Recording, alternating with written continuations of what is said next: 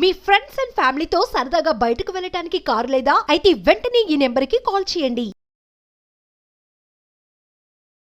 నమస్తే, welcome to Suman TV. నేను విష్ణు. ప్రస్తుతంతో పాటు amphi registered mutual fund distributor wealthy Chakradhar గారు ఉన్నారు. వారితో మాట్లాడదాం. సార్ నమస్తే. సార్ నమస్తే అండి. సార్ చక్రధర్ గారు, ఈ మధ్య చాలా మంది ఆడియన్స్ ఈ స్మాల్ కేస్ గురించి అడుగుతున్నారు. ఏంటి అసలు స్మాల్ కేస్ అంటే? దాని గురించి డీటెయిల్డ్గా మన ఆడియన్స్కి తెలియచేయగలరు? యాక్చువల్గా నాకు కూడా చాలా కాల్స్ వచ్చాయండి. ఈ మధ్య మనం రీసెంట్గా ఎపిసోడ్ చేసాము. అలా స్మాల్ కేస్ అని, మన పిఎంఎస్, ఏఎఫ్ అని మంచి కార్తో కంపేర్ చేసి కూడా ఒక ఎపిసోడ్ చేయడం జరిగింది. సో విపరీతమైన స్పందన వచ్చింది. ఆడియన్స్ నుంచి కూడా పర్సనల్గా చాలా కాల్స్ చేసి అసలు స్మాల్ కేస్ ఇంతవరకు ఎవరు చెప్పట్లేదు, ఏ అడ్వైజర్ కూడా, మీరు ఎప్పటి నుంచి విన్నారు అసలు దీన్ని కొంచెం వివరంగా చెప్పమని చెప్తున్నారు. అయితే యాక్చువల్గా నాకు ఒక క్లయింట్ ఉన్నారండి. 2002లో అప్పుడు నేను ఇన్సూరెన్స్ ఎక్కువ చేసేవాడిని. ఒక జీవన్ శ్రీ పాలసీతో ఆ క్లయింట్ మన పరిచయం అయ్యారు. సో 2002 నుంచి ఒక 2006 దాకా కూడా మనం ఇన్సూరెన్స్, అదే మంచి ప్రోడక్ట్ ఆ రోజుల్లో, రికమెండ్ చేసేవాళ్ళం. సో ఎప్పుడైతే 2006లో నేను మ్యూచువల్ ఫండ్స్ స్టార్ట్ చేశానో, ఒక మ్యూచువల్ ఫండ్స్ కూడా మంచి ఆప్షన్ ఇన్వెస్టర్స్కి, 2006 నుంచి 2008, 9, 10 అలా మనం మ్యూచువల్ ఫండ్స్ గురించి కొంచెం అవేర్నెస్ తీసుకొచ్చాం పబ్లిక్కి. అలాగే ఆ క్లయింట్కి కూడా చెప్పాను, సార్ మ్యూచువల్ ఫండ్స్ చాలా బాగుంటుంది, మనం ఇన్సూరెన్సే కాదు ఇది కూడా ఇన్వెస్ట్మెంట్ చేయొచ్చు, మంచి ఆప్షన్ అని చెప్పి. సో 2008 నుంచి కూడా మన దగ్గర మ్యూచువల్ ఫండ్స్లో కంటిన్యూ చేసుకుంటూ వచ్చారు.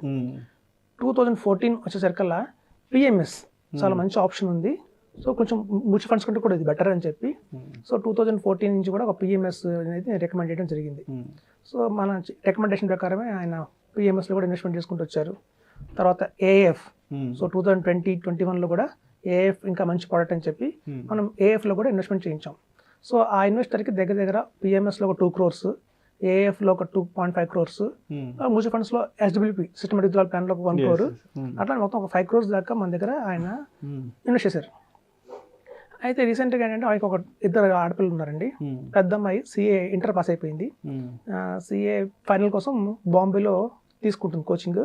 అలా గ్రాడ్యుయేషన్, అంటే గ్రాడ్యుయేషన్ చేస్తూ కూడా సిఏ ఫైనల్కి ప్రిపేర్ అవుతుంది అమ్మాయి. సో వెకేషన్కి వచ్చింది లాస్ట్ ఇయర్, దసరా వెకేషన్కి వచ్చి, అప్పుడు ఏం చేశారంటే ఆయనకు తెలుసు మనం ఎప్పటి నుంచో మ్యూచువల్ ఫండ్స్ ఇన్వెస్ట్మెంట్ చేసుకుంటూ వస్తున్నాము, ఒక లాంగ్ టర్మ్ అంటే ఏంటి, మ్యూచువల్ ఫండ్లో కాంపౌండింగ్ ఇంట్రెస్ట్ ఎలా వస్తుంది, సో చిన్నపిల్లలకి ఒక మేజర్ అయిన తర్వాత ఇప్పటి నుంచి స్టార్ట్ చేస్తే వాడికి ఒక మంచి లాభం ఉంటుందని చెప్పి అన్న థాట్. సో అలాగే ఆ పాపను పిలిచారు. నాకు తను తెలుసు, ఎందుకంటే చిన్నప్పటి నుంచి నేను చూస్తున్నాను, అక్కడ ముందే పెరిగింది కాబట్టి హాయ్ అంకుల్ అని చెప్పింది. కూర్చున్నాం.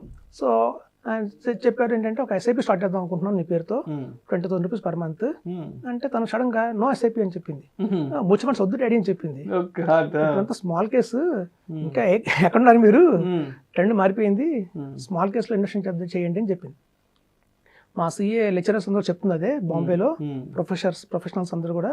So CA small cap is the best investment daddy అని చెప్పి, అంటే అప్పుడు ఆయన అన్నారు, చక్రధర్ ఏంటి అన్నాడు, నాకు చెప్పలేదు దీని గురించి, మ్యూచువల్ ఫండ్స్ అన్నావు, పిఎంఎస్ వేయించావు, ఏఎఫ్ వేయించావు, మరి ఇదేంటి స్మాల్ కేస్ అంటే నేను ఫస్ట్ టైం వింటున్నాను, నాకు అంత ఐడియా లేదు దాని గురించి, కొంచెం టైం ఇవ్వండి సార్ 2 days, నాకు కూడా నేను ఎప్పుడు ఇంతవరకు వినలేదు దీని గురించి, మీ పాప దగ్గర నుంచి మ్యాటర్ నేను కూడా కొంచెం స్టడీ చేస్తాను అని చెప్పాను. సో తను అక్కడి నుంచి వెళ్ళిపోయింది. ఇంకా తనకి ఏంటంటే అసలు ఇన్వెస్ట్ చేయకూడదు, తనకి బాంబేలో ప్రొఫెసర్ చెప్పారు small cases best investment, mutual funds వద్దని చెప్పి తను ఫిక్స్ అయిపోయింది.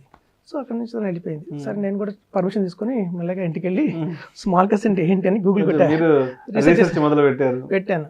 స్మాల్ కేసు ఒక bucket of stocks, mutual funds లాగా 100 కొద్ది స్టాక్స్ ఉండవు, అందులో ఒక మంచి స్టాక్స్ ఉంటాయి. స్మాల్ కేసెస్ లో కూడా బ్లూ చిప్ స్మాల్ కేస్ అని, మల్టీ క్యాప్ స్మాల్ కేస్ అని, అంటే బ్లూ చిప్ స్మాల్ కేస్ అంటే ఆ స్మాల్ కేసులో పెట్టిన ప్రతి ఒక్క స్టాక్ లార్జ్ క్యాప్ కేటగిరీలో ఉంటాయి. అలాగే మల్టీ క్యాప్ స్మాల్ కేస్ అంటే అందులో మనకి ఏంటంటే large cap stocks, mid cap stocks, అలాగే స్మాల్ క్యాప్ స్టాక్స్ అలా కాంబినేషన్లో ఉంటాయి. సో ఇట్లాంటివన్నీ మాకు అర్థమైంది. సో అప్పుడు ఒక సండే కలిసాము పాపని. థర్స్డే నాకు ఫోన్ వచ్చిందండి. సో బాంబే నుంచి ఒకళ్ళు ఫోన్ చేశారు. ఫోన్ చేసి మా సో కంపెనీ అండి, మేము స్మాల్ కేస్ రన్ చేస్తున్నాము, సో కొంతమంది ఐడెంటిఫై చేసి హైదరాబాద్లో మేము సెమినార్ ఇస్తాం, వాటి గురించి కొంచెం ఫ్రీ ఉంటే కనుక మాకు అటెండ్ అవ్వండి సెమినార్ అని చెప్తే ఒక ఇన్విటేషన్ వచ్చింది. సరే నేను వెళ్ళి అటెండ్ అయ్యా, అసలు వాళ్ళ గురించి తెలుసుకున్నాను. సో వాళ్ళు ఒక స్మాల్ కేస్ కంపెనీ వాళ్ళు చెప్పారు నాకు స్ట్రాటజీ అంతా అలా ఉంటుందండి, ఎలా స్టాక్స్ పిక్ చేస్తాము, ఎలా దానివల్ల ఎలా లాభాలు వస్తుంది ఇన్వెస్టర్స్కి అని చెప్పి డీటెయిల్గా చెప్పారు. సో కులంకుషంగా నాకు ఐడియా వచ్చేసింది. ఓకే కానీ అప్పటికి నేను 1 year టైం తీసుకున్నా, ఎందుకంటే ఒకళ్ళు చెప్పంగానే మనం అడ్వైజ్ చేయకూడదు, చూద్దాం, స్టడీ చేద్దాం, అబ్జర్వేషన్ పెడదాం దీన్ని కూడా. ఒక 1 year తర్వాత మనం డెసిషన్ తీసుకుందాం అని చెప్పి 2002 నుంచి 2024 దాకా నేను అబ్జర్వేషన్ పెట్టా. ఇప్పుడు నాకు కొంచెం బాగా క్లారిటీ వచ్చేసింది, ఒక small case is the best investment, ఇది కూడా చాలా బాగుంటుంది, నిజంగానే బ్రహ్మాండ రిటర్న్స్ వస్తున్నాయి. అందులో ఫండ్ మేనేజర్లు కూడా మనకి ఎవరో కాదంటే మళ్ళీ HDFC ఫండ్ మేనేజర్లు, SBI ఫండ్ మేనేజర్లు, ఎవరైతే 20 ఏళ్ళు ఫండ్ మేనేజర్ ఎక్స్పీరియన్స్ ఉందో వాళ్ళు రన్ చేస్తున్నారు వీటికి కూడా. సో అలాగే సెబీ ఆథరైజ్డ్ ప్రొడక్ట్ కాబట్టి రికమెండ్ చేయొచ్చు. సో దీనికి అలా మనకి స్మాల్ కేస్ అనేది ఇంట్రడక్షన్ అయ్యింది.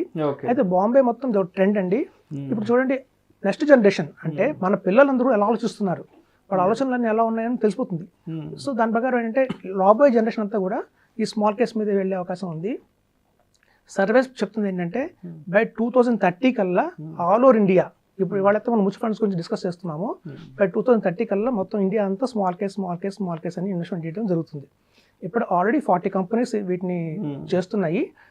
ఆల్రెడీ 60 కంపెనీస్ మనకి సెబీ దగ్గర అప్రూవల్ కోసం పర్మిషన్లో ఉన్నాయి. సో మీకు రాబోయే ఒక 2-3 ఇయర్స్లోనే దగ్గర 100 కంపెనీలు స్మాల్ కేస్ని ఆఫర్ చేస్తాయి. సో ఇది అండి స్మాల్ కేస్ గురించి అయితే బ్రీఫ్గా. అయితే ఇందులో చాలా మంది కంపెనీస్ పేర్లు తెలియవు. అందులో మ్యారకిల్ కంపెనీ అని, AAA ఒక కంపెనీ ఉంది. సో ఈ కంపెనీస్ పేర్లు వింటే కొంచెం కొత్తగా ఉంటుంది చాలా మందికి, అందుకే చాలా మంది అడుగుతారు కొంచెం కంపెనీస్ చెప్పండి అని. మనం చెప్పలేము, ఎందుకంటే ఆ కంపెనీస్ వింటేనే వీళ్ళకి అసలు ఇదే కంపెనీ ఎప్పుడు వెళ్ళలేదు కదా అన్న థాట్లో ఉంటారు. ఓకే.